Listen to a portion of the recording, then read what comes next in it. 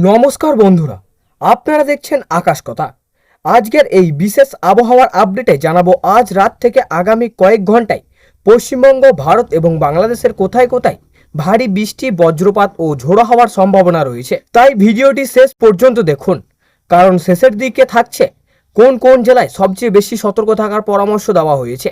বর্তমানে একটি সক্রিয় নিম্নচাপের প্রভাবে গোটা পূর্ব ভারতে আবহাওয়া বড় পরিবর্তন দেখা যাচ্ছে। উত্তরবঙ্গের পাহাড়ি এবং সংলগ্ন সমতল এলাকায় ভারী থেকে অতি ভারী বৃষ্টির সম্ভাবনা রয়েছে। দার্জিলিং, কালিম্পং, জলপাইগুড়ি, আলিপুরদুয়ার ও কোচবিহারে রাতভর বৃষ্টি চলতে পারে। নদী ও পাহাড়ি ঝর্ণা জলস্তর বাড়তে পারে, তাই অপ্রয়োজনীয় ভ্রমণ এড়িয়ে চলার পরামর্শ দেওয়া হচ্ছে। দক্ষিণবঙ্গের কলকাতা, হাওড়া, হুগলি, উত্তর চব্বিশ পরগনা, দক্ষিণ চব্বিশ পরগনা, পূর্ব ও পশ্চিম মেদিনীপুর, নদিয়া, মুর্শিদাবাদ, বীরভূম, পূর্ব ও পশ্চিম বর্ধমান এবং বাঁকুড়া সহ বিভিন্ন জেলায় রাতের দিকে দফায় দফায় বজ্রবিদ্যুৎ সহ মাঝারি থেকে ভারী বৃষ্টির সম্ভাবনা রয়েছে। কোথাও কোথাও ঘন্টায় 40 থেকে 60 কিলোমিটার বেগে দমকা হাওয়া বইতে পারে। ভারতের অন্যান্য রাজ্যে যেমন বিহার, ঝাড়খণ্ড, উড়িষ্যা, আসাম, মেঘালয়, উত্তরপ্রদেশ এবং উত্তরাখণ্ডেও ভারী বৃষ্টির সতর্কতা জারি করা হয়েছে। কিছু এলাকায় জলজট, যান চলাচলের বিঘ্ন এবং বজ্রপাতের ঝুঁকিও থাকতে পারে। বাংলাদেশের উত্তর ও উত্তর পূর্ব অঞ্চলের, বিশেষ করে রংপুর, সিলেট, ময়মনসিংহ এবং চট্টগ্রাম বিভাগের কিছু জেলায় বজ্রসহ ভারী বৃষ্টির সম্ভাবনা রয়েছে। উত্তর থেকে পশ্চিম বঙ্গোপসাগরের বিরূপ আবহাওয়ার কারণে সমুদ্র বন্দরগুলোকে সতর্ক সংকেত দেখিয়ে যেতে বলা হচ্ছে। সবাইকে অনুরোধ করে বলা হচ্ছে, বজ্রপাতের সময় খোলা মাঠে অবস্থান করবেন না, বট গাছের নিচে আশ্রয় নেবেন না এবং অপ্রয়োজনীয় স্থানীয় প্রশাসনের নির্দেশিকা মেনে চলুন। বর্তমানে উত্তর বঙ্গোপসাগর এবং তার আশেপাশের এলাকায় সক্রিয় মৌসুমী বায়ুর অক্ষরেখা ও নিম্নচাপিত প্রভাবের কারণে পূর্ব ভারতের বিস্তীর্ণ এলাকায় প্রচুর পরিমাণের জলীয় বাষ্প প্রবেশ করেছে। এর ফলে সন্ধ্যার পর থেকে আকাশের মেঘের পরিমাণ দ্রুত বাড়ছে এবং রাত বাড়ার সঙ্গে সঙ্গে বৃষ্টির কার্যকলাপও বৃদ্ধি পেতে পারে। প্রথমে উত্তরবঙ্গের কথা বলি। দার্জিলিং, কালিম্পং, জলপাইগুড়ি, আলিপুরদুয়ার ও কোচবিহারে মাঝারি থেকে ভারী বৃষ্টির সম্ভাবনা রয়েছে। পাহাড়ি এলাকায় কোথাও কোথাও অতি ভারী বৃষ্টিও হতে পারে। এর ফলে পাহাড়ি রাস্তায় পিছল অবস্থা, ছোটোখাটো ধস এবং দৃশ্যমানতা কমে যাওয়ার আশঙ্কা রয়েছে। তাই রাতে যাতায়াত অতিরিক্ত সতর্ক থাকার অনুরোধ করা হয়েছে। এবার দক্ষিণবঙ্গের দিকে আসা যাক।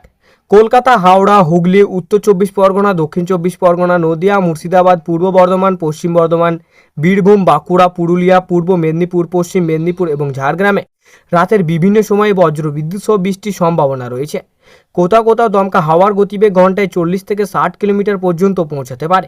বিশেষ করে সন্ধ্যার পর থেকেই মধ্যরাত পর্যন্ত বজ্রপাতের সম্ভাবনা কিছুটা বেশি থাকতে পারে। তাই অপ্রয়োজনীয়ভাবে খোলা মাঠে অবস্থান না করা, বট গাছের নিচে আশ্রয় না নেওয়া এবং বজ্রপাতের সময় বৈদ্যুতিক যন্ত্রপাতি ব্যবহারে সতর্ক থাকার পরামর্শ দেওয়া হচ্ছে। বন্ধুরা, অনেকেই জানতে চাইছেন এই বৃষ্টি কি আগামীকালও চলবে?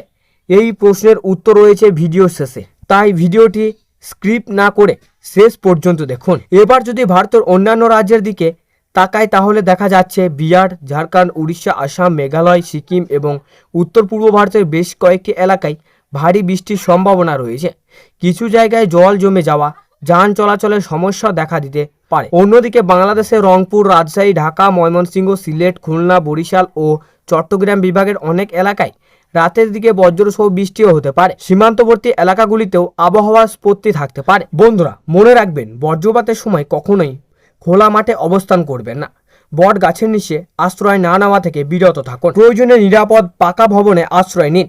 মোবাইল চার্জার বা অপ্রয়োজনীয় বৈদ্যুতিক যন্ত্রপাতি ব্যবহার থেকে বিরত থাকুন।